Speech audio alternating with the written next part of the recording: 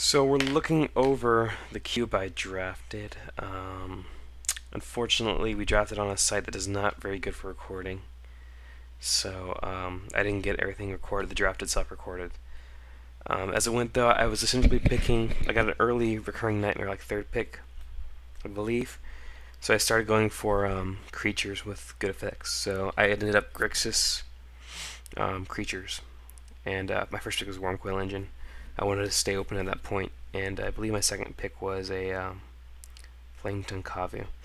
So I ran into the recurring nightmare, and I'm like, so we're gonna keep an engine of the battlefield creatures and just good creatures. So I'm gonna play a lot of creatures. This is a control-ish deck, but it's also an aggro deck at the same time. You control other creature strategies, but you play the aggro deck against control decks like blue decks, like counterspell decks. This deck is actually pretty bad against control decks though, because it has so many creatures that you really need to play into your opponent's creatures. Like a lot of these creatures actually kill themselves to play it onto an empty board. So I found out in the middle of the draft, at the end of the last round. But had a lot of power here. And I certainly could have done a little bit better. So this deck is really fantastic. I like it. It's got a lot of removal. So like, in terms of just straight up removal that's not attached to creatures, we have, oh yeah, and I had Taya Steele is the owner of the cube, and she lends you the cards you need. Most times she'll lend you the whole deck, but I had most of the cards already, so I didn't need the whole deck. So in terms of just straight up removal, we have these 5 here. Pretty solid at all of them right here. Stagger Shock's fantastic. Lightning Bolt's fantastic. Electrolyze. Forked Bolt that draws you a card. Instant Speed's very good. Terminate. Nothing. This is the premier destroy target creature, so that's always nice. In terms of aggression, like the only straight up aggressive card is Bitter Blossom. Everything else is here to do something else besides that. Well, I guess Siege King Commander too. But they also act as removal too. Steel Hellkite, Wormcoil Engine, and Kega. So like everything else in here, all has dual value. Perilous Mirror, 2 damage, Manic Vandal, Artifact Destruction, Electrode, Pinging, Fleshback Runner, Sacrificing, Bone Shredder's Kill. Corpse Dance is one of my engines. It goes with Recurring Nightmare right here.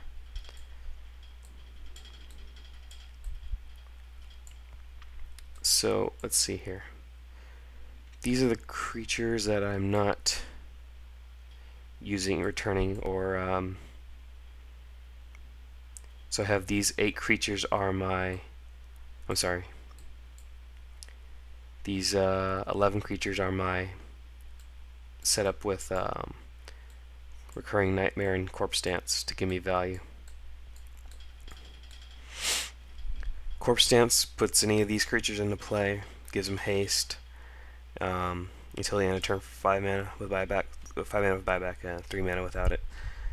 So every time I pay 5 mana here, I'm getting value from any of these cards, as long as it's the top card in my graveyard. And these are all my creatures. I only have 3 creatures that don't have value off of coming into play, and the Steel Hellkite's going to give me value by hitting them and using its second ability, or just killing them with damage. So that's nice. Recurring Nightmare is also very strong in this deck with Siege Gang, of all these cards essentially. Like there was a time I had a Flame Tongue in play and a Liliana Spectre for my sideboard in my graveyard. My opponent had 1 card in his hand, so I just switched him out, discarded his last card in hand, and it was a counterspell. It was really nice. If there's a Kega in play, you can do some really silly stuff. Like any creature in your graveyard, you sacrifice a Kega, you gain control of their creature, you bring back the creature in your graveyard. Now you have their creature too. You can sacrifice their creature, get another creature back from your graveyard. Just so many things you can do. Siege Gang, Wormcoil, sacrifice a Wormcoil, you make 2 tokens. I can go on and on. I'm sure you don't want me to. But I really like this deck. Mind Twist is kind of a blowout sometimes. I only got to play it once really. But it was a blowout when it did get played. It's very nice. Bitter Blossom is really nice if you get it at the beginning of the game. Greatborn Muse is just card advantage engine. Let's look here.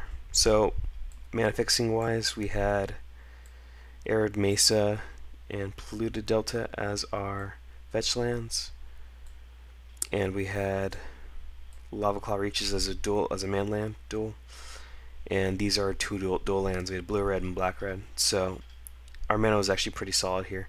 We probably could have done without one extra mountain, but we didn't need any blue. All of our blue is just one blue, as you'll notice. So we're heavily black, splashing red and blue. The only red card that requires two is Siege Gang Commander, so I'm probably going to cut a red. This deck would have been fine. Forbid was a nice side. Let's look over the cyber cards that we had to use. Forbid was nice. Counterspell with buyback. It won me the game against Drew Levin in the finals that I did win. Just having the ability to pitch extra lands to counterspell and counter true spells, so there's a lot of value there. Chain Lightning didn't make it, just as a strictly, not strictly worse, but yeah, strictly worse than the Lightning Bolt. So that was interesting. Blood Knight, a little heavy on the red requirements, so I didn't play it. Pyroclasm, usually my creatures are going to are in Pyroclasm range too. Not like all of them, but Electrode, my Bitter Blossom tokens, Murderous Red Cap, Fleshbag Marauder, if he's alive somehow. Maybe he sacrificed a token. But there's a lot of my creatures that died to it, so it's not main board. Oblivion Stone I picked early, that was a mistake. I wasn't going to be playing Oblivion Stone either, because I have a bunch of... My creatures are enter the battlefield of creatures, so I want to keep on playing my guys. It was just a mistake to pick that up early. Ember Hauler didn't make it, double red. I figured it just wasn't worth the mana problems. Hearth Kami, Manic Vandal is better usually. And Fume Spitter, didn't really need to play that ever. I had a lot of killing X1s like Electrode, Electrolyze, Stagger Shock.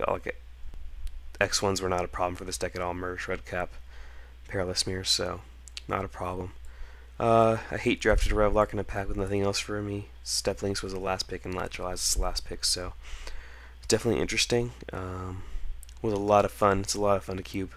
I also had a Tropical Island.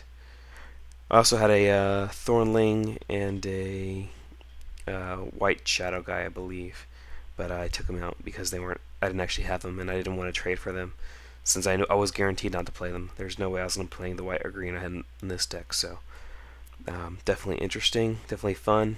You really got to try out cubing online. We're limited resources trying to set up a cube for its own, so if you want to join the clan, we might be able to set up a cube. It's going to be a lot cheaper than this. I mean, this is a pretty sick cube with a lot of money into it. But it'll definitely be fun. Cube is really fun online, so I will see you next time.